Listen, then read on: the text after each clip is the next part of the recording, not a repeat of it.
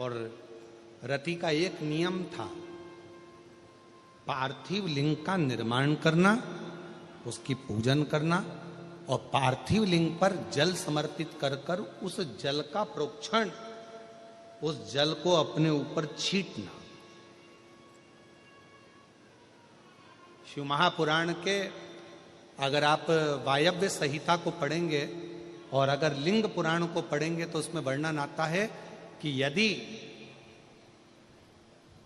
शंकर भगवान के मंदिर में जाकर यदि आपने शंकर जी को जल चढ़ाया, आचमन नहीं भी करा, चढ़ा हुआ जल नहीं भी पिया, तो शिव जी पे चढ़ा हुआ जल यदि आप अपने मस्तक पर छिड़क लेते हैं तो एक अलग से बल आपके अंदर आ जाता है, एक अलग से बल, और वो बल साधारण नहीं होता। फिर आप जैसे कहते हैं कि विष्णु भगवान के कवच को धारण कर लिया कर्ण ने, फिर किसी ने कहा कि शंख चूर्ण ने कवच धारण कर लिया था, फिर किसी ने कहा जलंधर ने कवच धारण कर लिया था, फिर किसी ने कहा इसने कवच धारण कर लिया था। कवच कलिकाल में, कलयुग में कवच कौन सा है? तो शिव महापुराण की कथा में, लिंग पुराण की कथा में, नर्मदा पुराण की कथा में आता है कि शंकर भगवान पर जब जल चढ़ाया जाए और वो जल जब हम अपने शरीर पर छींट लें तो समझ लेना कि आपने भी शंकर का एक कवच अपने ऊपर धारण कर लिया। अब आप कहीं संकट में पड़ नहीं सकते।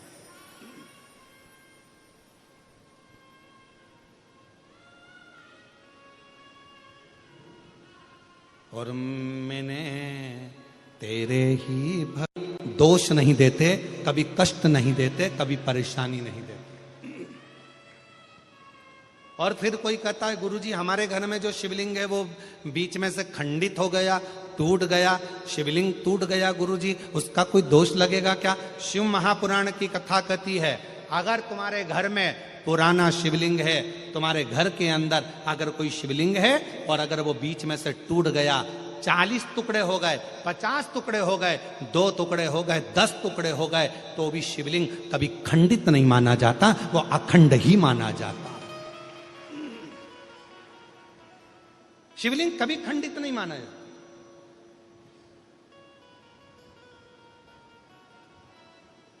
सहस्त्रेश्वर हजारों टुकड़े होने पर भी शंकर भगवान का शिवलिंग कभी खंडित नहीं, कभी खंडित। और कितना सुंदर कहा, तुमने पार्थिव लिंग का निर्माण करा। अब पार्थिव लिंग काय का बनाते हो? मिट्टी का बनाते हो, बालू रेत का बनाते हो। मान लो आप लोगों ने पार्थिव लिंग का निर्माण करा और पूजन करते करते ब्राह्मण देवता पूजन करा रहे हैं, आपने जल चढ़ाया, जल चढ़ाते से ही वो मालूम पड़ा शिवलिंग, पार्थिव लिंग का निर्माण करा, वो पार्थिव लिंग थोड़ा सा खंडित हो गया, पार्थिव लिंग कहीं बीच में से टूट गया, कहीं कुछ हो गया या गलकर उस पानी में गलता गया। आपके मन में आया कि बताओ मैंने पार्थिव लिंग का निर्माण करा था और वो पानी में गल गया, टूट गया, खंडित हो गया, ऐसा हो गया वैसा। ना ना ना ना, ब्राह्मण देवता पूजन करा रहे हैं, आपने पार्थिव लिंग का निर्माण कराए, पार्थिव लिंग की पूजन चालू कर दी और पूजन चालू करने के बाद में अगर आप उस पर पानी चढ़ा रहे हैं, जल चढ़ा रहे हैं और वो पार्थिव लिंग अगर आपका थोड़ा बहुत भी खंडित हो रहा है, गल रहा है, जल में जा रहा है या उसका रंग जा रहा है या इधर से जहां से जल चढ़ा रहे थे वहां से पूरा धुलते चले जा रहा है, तो ये मत सोचना कि वो खंडित हो गया। नहीं, पार्थिव लिंग का मतलब होता है कि मिट्टी के छोटे छोटे कण, बालू रेत के छोटे छोटे कण एक जगह पर एकत्रित कर लिए और उस पर आपने जल चढ़ाना चालू करा। पार्थिव लिंग का मतलब होता है कि एक शिवलिंग की पूजन नहीं, पार्थिव लिंग का मतलब होता है उस लिंग को बनाने के लिए जितनी मिट्टी लगी, उस मिट्टी में जितने जितने कण थे, जितने छोटे छोटे कण थे, वो सब एक जगह पर इकट्ठे हो गए। तो हमको केवल एक पार्थिव लिंग पूजन का फल नहीं, हजारों पार्थिव लिंग पूजन का फल एक साथ प्राप्त हो जाता है। उसकी खंडितता नहीं, वो खंडित नहीं हुआ है, वो टूटा नहीं है, उसमें खंडितता नहीं आई है। बना रहे होंगे ब्राह्मण लोग, जब शिव पुराण चलती है तो पार्थिव लिंग का निर्माण किया जाता है। आप भी रोज पार्थिव की पूजन कर रहे होंगे तो कई बार आपके मन में भी ये भाव आता होगा कि हम जल चढ़ा रहे हैं, जल चढ़ाते चढ़ाते मालूम पड़े मिट्टी का शिवलिंग है या बालू का शिवलिंग है वो गल रहा है या जा रहा है या उसमें कण अलग हो रहे हैं। तो कभी शिव महापुराण की कथा कहती है, पार्थिव लिंग का निर्माण होने के बाद जब हम भगवान शंकर की स्तुति करना प्रारंभ कर देते हैं, आराधना करना प्रारंभ कर देते हैं, उसका जब पूजन करना प्रारंभ कर देते हैं, फिर उस पर जल चढ़ाने पर अगर वो अलग अलग टुकड़ों में भी हो जाता है तो भी वो खंडित नहीं माना जाता। पार्थिव तो पार्थिव पूजन के महत्व को ही रखता है। पार्थिव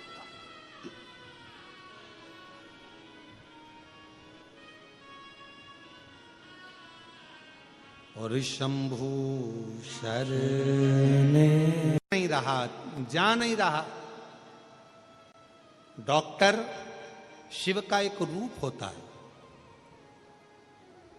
हम अपनी व्यासपीठ से हमेशा कहते हैं कि डॉक्टर को शंकर मानो।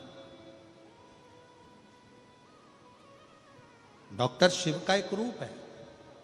डॉक्टर बोले कि जांच कराओ तो जांच कराओ, डॉक्टर बोले कि ऐसी दवाई खाओ तो दवाई खाओ, डॉक्टर बोले ये सारी जांचें कराना पड़ेगी, जांचें कराओ, डॉक्टर बोल दिया कि ये दवाई खाना पड़ेगी, खाओ। पर डॉक्टर के साथ में, उस दवाई के साथ में एक काम और चालू करो, शिव की भक्ति को प्रारंभ कर दो। क्योंकि डॉक्टर भी शंकर का एक रूप है और वो मृत्यु को जीतने वाला महामृत्युंजय मेरा शंकर भी एक डॉक्टर का ही प्रतिबिंब स्वरूप। शिव को आराध्य बनाकर अर्चना कर, शिव को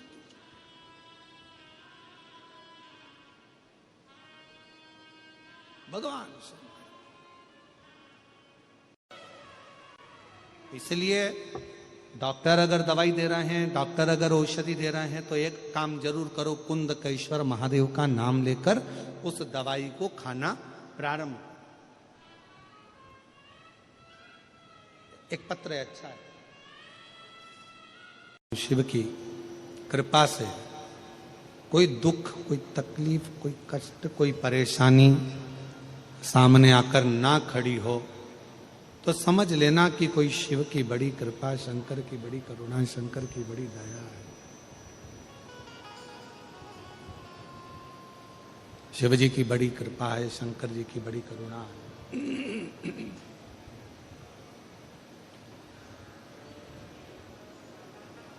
एक विषम परिस्थिति रति के सामने थी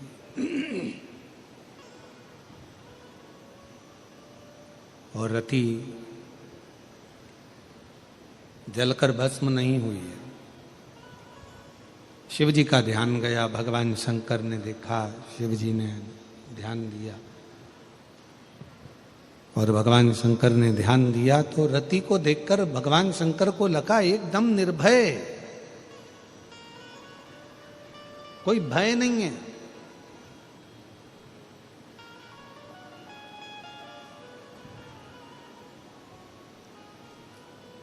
तब भगवान शंकर ने कहा रति से कि मांगो तुमको क्या चाहिए। ब्रह्मा जी मुस्कुराने लगे कि बताओ कि सामने स्वयं क्रोध, इतना तेज क्रोध सामने आया हुआ है और वो क्रोध में रति जली नहीं है, रति समाप्त नहीं हुई, उस क्रोध में जली नहीं। और भगवान शंकर रति से कर रहे हैं कि मांगो तुमको क्या चाहिए, क्या प्रदान किया जाए तुमको।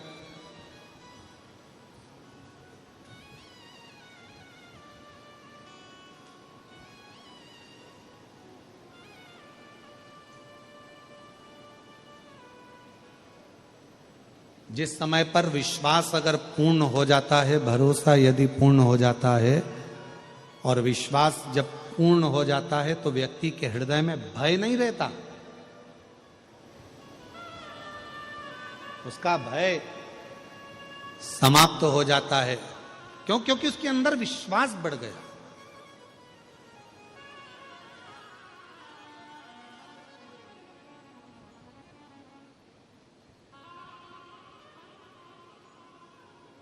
हाथ जोड़कर बोली, बस मेरा पति मुझे वापिस दे दो, मेरा पति मुझे दे दो, और मुझे कुछ भी नहीं चाहिए, बस मेरा पति मुझे मिल जाए।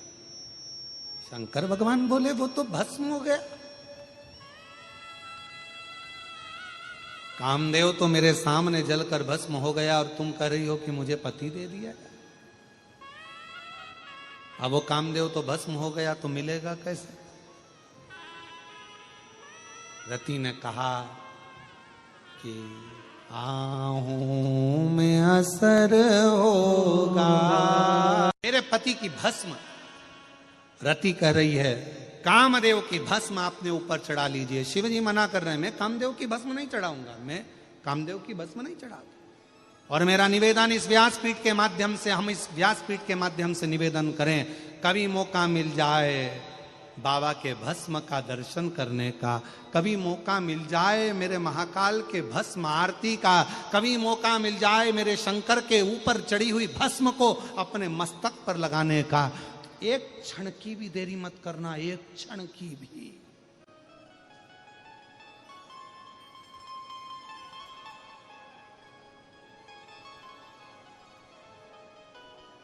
एक मनोरथ नाम का असुर था।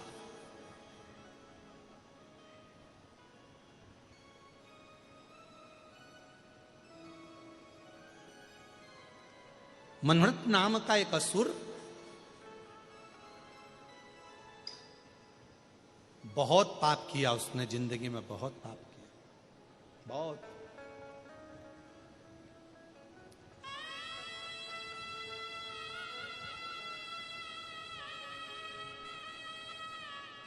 उसको बहुत भोगना था, असुर था, बहुत भोगना।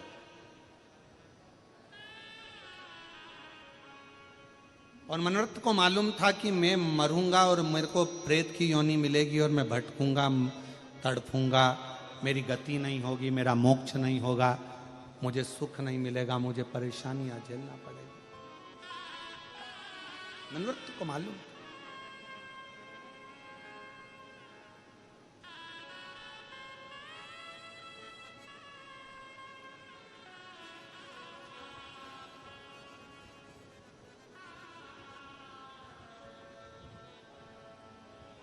एक शिव भक्त प्रातः शिवजी पर भस्म लगाकर उस भस्म का त्रिपुंड धारण कर कर जल पीने के लिए सरोवर में गया। जैसे ही उसने जल भरा, उसके मस्तक की थोड़ी सी भस्म जल में गिर गई। मनोरथ नाम का असुर वहां से निकल कर जा रहा था, उसको भी प्यास लग रही थी, वो पानी पीने के लिए गया। उसको नहीं मालूम कि किसी शिव भक्त के माथे की भस्म जल में, उसको भी प्यास लग रही थी, वो पानी पीने के लिए गया। उसको नहीं मालूम कि किसी शिव भक्त के माथे की भस्म जल में गिर गई है और वो जल मनोरथ ने पी लिया। उसी क्षण उसके प्राण छूट गए। और शास्त्र कहता है कोई नरक नहीं भोगा, स्वयं शंकर के गण उसको लेकर, शिव गण भगवान शंकर के कैलाश लेकर जा रहे। कैलाश भस्म भस्म है। एक बार काशी में कोई एक व्यक्ति भस्म बेच रहा था, तो एक अंग्रेज आया। अंग्रेज ने भस्म का पैकेट उठाया और पैकेट उठाकर पूछा इसकी एक्सपायर डेट कब की है।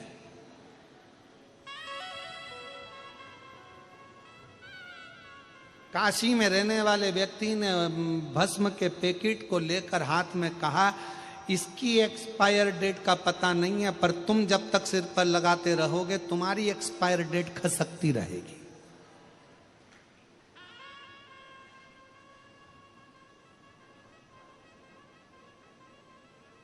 इसका ठिकाना नहीं मालूम, परंतु हे त्रिपुंडधारी है त्रिशूल। जरा हाथ उठाओ, सब गए।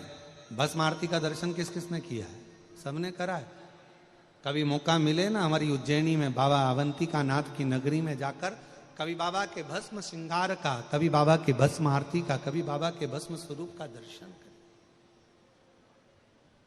कभी विश्वनाथ जी जाएं तो बाबा के भस्म स्वरूप का दर्शन करिए। बस मारुति का दर्शन, बाबा का।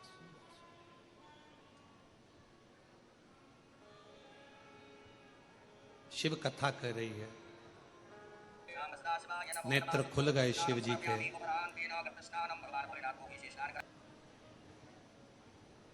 ब्रह्मा जी सृष्टि की रचना करना चाहते हैं, पर उनके मन का भाव जो था वो छूट गया। शिव को पहचान नहीं पाए ब्रह्मा जी। एक पर्वत को घुमाना प्रारंभ करा और उस पर्वत ने शिवलिंग की आकृति ले ली।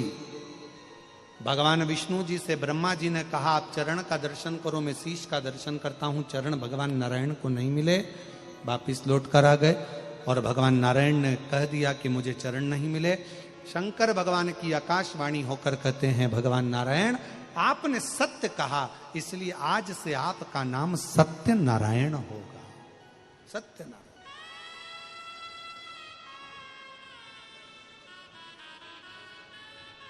भले भगवान का नाम सत्यनारायण हुआ, पर आज का जो जमाना है ये कलिकाल, आज के जमाने में सत्य बोलना भी भारी पड़ जाता है।